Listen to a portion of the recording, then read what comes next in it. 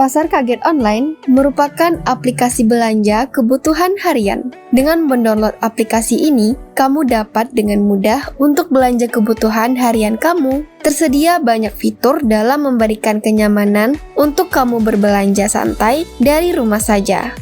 Boleh perkenalkan diri kakak dahulu? Boleh, perkenalkan nama saya Ferry Santo. Saya CEO founder Pasar Kaget Pekanbaru. Kakak kan memiliki usaha di bidang layanan jasa sembako. Iya. Jadi apa sih masalah yang ingin kakak pecahkan dalam startup yang kakak kembangkan sekarang? Sebenarnya masalah yang mau dipecahkan itu, jadi di sekarang tuh banyak ibu-ibu yang tidak bisa berbelanja. Jadi tuh kita kategorinya ibu-ibu yang tidak ada waktu buat belanja ataupun memiliki anak bayi atau anak kecil yang tidak bisa ditinggal. Jadi kita memecahkan masalah ibu-ibu itu gitu. Kan banyak nih sekarang rata-rata udah suami istri itu kerja semua. Jadi nggak ada waktu nih buat belanja. Dan kita hadir untuk menyelesaikan itu semua. Berapa orang SDM yang dimiliki startup ini Kak? Bisa disebutkan nama dan dijelaskan job desk-nya ya. Ya. Kalau saya sebagai CEO-nya, baru itu ada Arga Dwi, dia bagian website dan dev aplikasi. Ada Budi Setiawan, itu di bagian finance atau accounting. Baru ada Ade Saputra, itu driver kita. Baru ada si Salman, itu bagian packaging buat Indomaret. Sama satu lagi Teguh, itu bagian driver.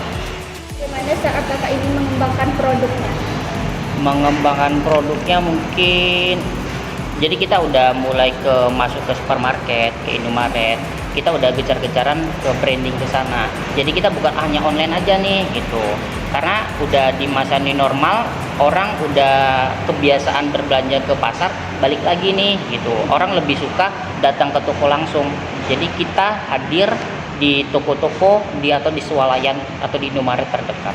Sekarang kan kita udah ada di 17 Indomaret nih, 15 di Pekanbaru, 2 di Bangkinang. Jadi gitu. Maksudnya ini kakak bekerja sama dengan Indomaret? Ya, kita kerja sama Indomaret. Jadi kita dapat kontrak Indomaret Riau. Itu buat pengantaran ke Siak, ke Bangkinang.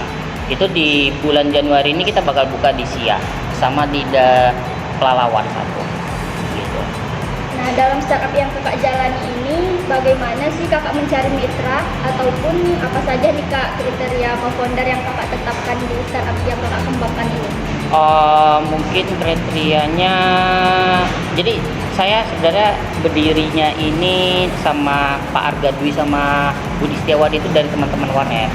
Jadi kita memang dulu awal-awalnya ya teman-teman, sampai sekarang pun karena udah kenal dekat dari SMA, SMP, saya SMP, jadi udah dibilang kriteria, kita nggak ada kriteria karena kita masih ruang lingkup kita aja nih, kita belum ada nyari orang lagi gitu, masih di kita aja gitu sih Kak. Kapan sih kepikiran untuk mencetuskan bikin Pasar Kaget Online nih Kak? Jadi awal mulanya Pasar Kaget itu berdiri di tahun 2020 bulan April. Jadi saya tuh dulu sebenarnya sebagai Gojek online.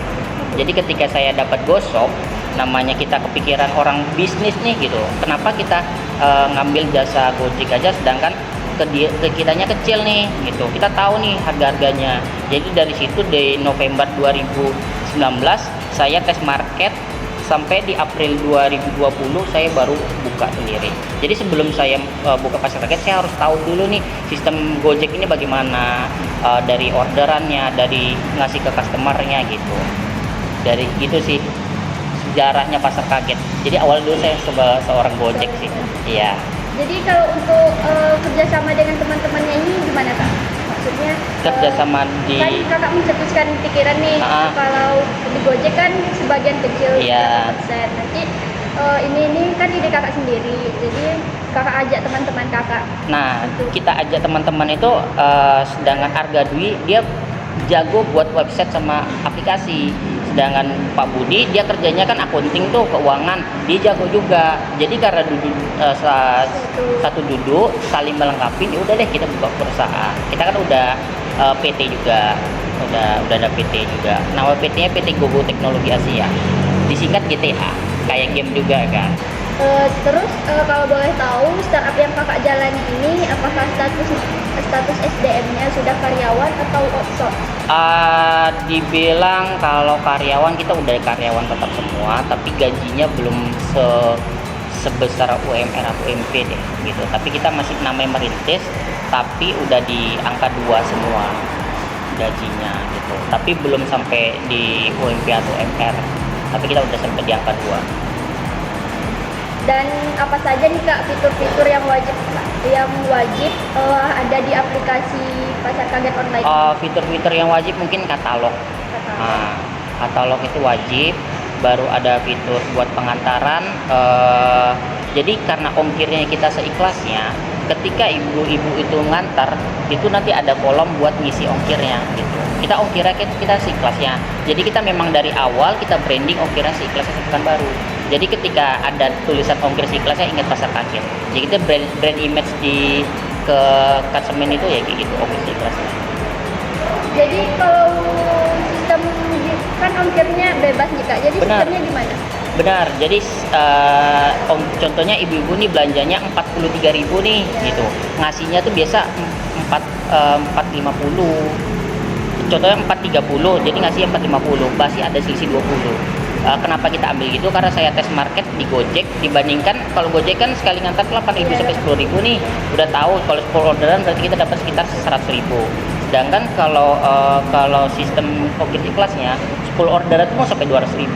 Karena kita mainkan hati kecil pelanggan nih gitu. Ibu-ibu tuh pasti rasa ibanya tinggi.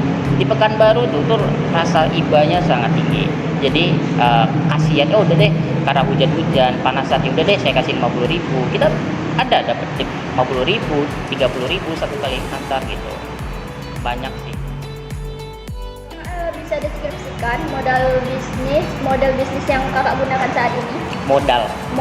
Modelnya, kalau modelnya mungkin kita seperti grocery. Kita kan lagi bangun toko tuh di Hang Tua. Jadi tetap kita masih tidak percaya di Pekanbaru sama akan online. Karena kita udah tes market aplikasi itu nggak jalan. Kita harus bakar duit, kita harus promo lagi, bangun harus kayak gini. Jadi tetap kita offline, kita sistemnya kayak grocery gitu sih. Berarti akan ada toko offline? Ada, ini kita lagi renovasi, udah 90%. Di Januari minggu kedua mungkin kita grand opening gitu.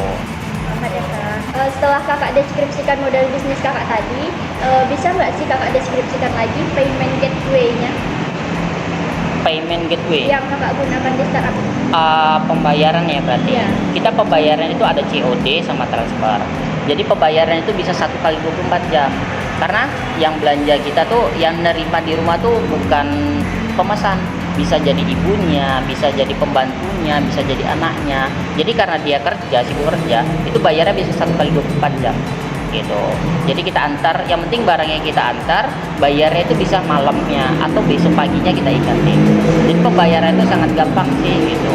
Kita sangat mudahkan ibu-ibu untuk berbelanja, yang penting barangnya sampai dulu gitu. Nah, jadi kan bayarnya 1 kali 24 jam. Benar. Kakak pernah nggak sih merasa ada yang kayak ujung-ujungnya nggak bayar atau?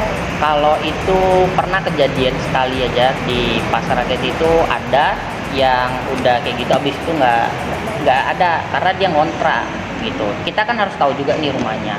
Kalau rumahnya udah agak lumayan, nggak mungkin dong kabur gitu. Kayak kita lihat rumah juga. Kemarin kejadian anggota ditinggal, rupanya dia ngontrak di Panam. Pas kita cek lagi sana udah nggak ada, ya kita nggak masalah. Cuma sekali aja, selebihnya nggak pernah. Itu gimana nih kak kalau kayak gitu? Kalau kejadian kayak gitu ya mau gimana, saya nggak bisa salahkan anggota juga kan. Ya tetap kita tanggung ruginya, itu jadi pelajaran selanjutnya. Jadi barang yang udah di order tadi? Udah sempat kita antar, barangnya udah kita antar, udah diterima. Ya, kan nggak jadi barang yang di order? Bukan, barangnya itu udah diterima sama ibu nih gitu. Ketika besok kita ke sana, rupanya udah pindah. Berarti memang dia udah direncanakan, pesan dulu baru pindah gitu sih. Bagaimana strategi marketing startup yang kakak pengen sekarang untuk mendapatkan pasar? Untuk mendapatkan pasar ya saya mungkin harus branding ke media sosial, itu ke Instagram Ads, ke Facebook Ads, baru ke endorse ke PKO Cipti, Brosis gitu. Sama saya kan tergabung juga di asosiasi PPJ ini, Persatuan Jasa Boga Indonesia. Saya ikut di komunitas itu kan supaya ibu-ibu ini bisa belanja juga untuk kuenya, untuk kebutuhan dapurnya gitu. Kita offline ada, online-nya ada. Offline-nya itu ya saya harus gabung ke komunitas. Tapi kalau yang online-nya ya ke Instagram Ads, ke Facebook Ads gitu. Jadi berarti kakak minta membantu promosinya melalui media sosial? Melalui media sosial. Karena ya saya besarnya pun dari Instagram juga, di Facebook juga sih. Gitu. Kira-kira semenjak kapan startup ini berbadan hukum? Berbadan hukum itu di 2021 April. Jadi setelah setahun kita berdiri itu langsung berbadan hukum gitu. Jadi di awalnya kita belum ada berbadan hukum, masih pasar kaget online. Pekanbaru baru sekarang kita ganti jadi pasar kaget online. Sekarang ini kita baru ganti nama jadi ini pasar kaget aja karena udah kita hakikan gitu. Kemarin mau kita hakikan online-nya nggak bisa, jadi namanya pasar kaget aja kita bikin hakikan. Jadi setelah sukses penetrasi pasar, kakak bisa jelaskan sedikit inovasi yang sedang kakak kembangkan dalam startup? Inovasi yang sedang saya jalankan mungkin yaitu saya bakal ada toko offline dan ini bakal ada setelah 2 bulan berjalan. Ini udah buka nih di Januari awal, nanti di 2 bulan setelah itu saya bakal buka lagi. Jadi misi kita bakal ada toko kita di setiap kecamatan gitu. Jadi ibu-ibu tuh ketika berbelanja online tidak usah jauh-jauh ngantarnya, anggota tuh tinggal belinya di kecamatan yang ibu belanja gitu. Bisa kakak jelaskan apa saja hak atas kekayaan intelektual, property rights yang sudah didaftarkan?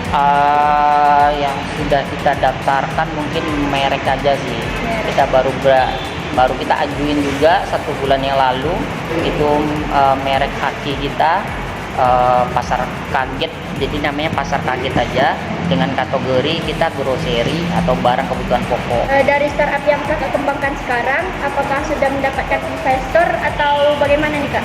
Investor udah dapat, kita baru di Desember 2022 kemarin kita baru deal sama Eka Putra Group, itu pemilik Eka Putra atau Satu Kitchen, dia pemilik dia, kita baru ada pendanaan dapat 2 miliar. Dia yang punya Satu Kitchen, punya pemegang Sogood, distributor Sogood sama Grandfield sih. Baru Desember, makanya kita bangun toko, kita besar-besar branding lagi, kita ulang branding ulang karena itu sih.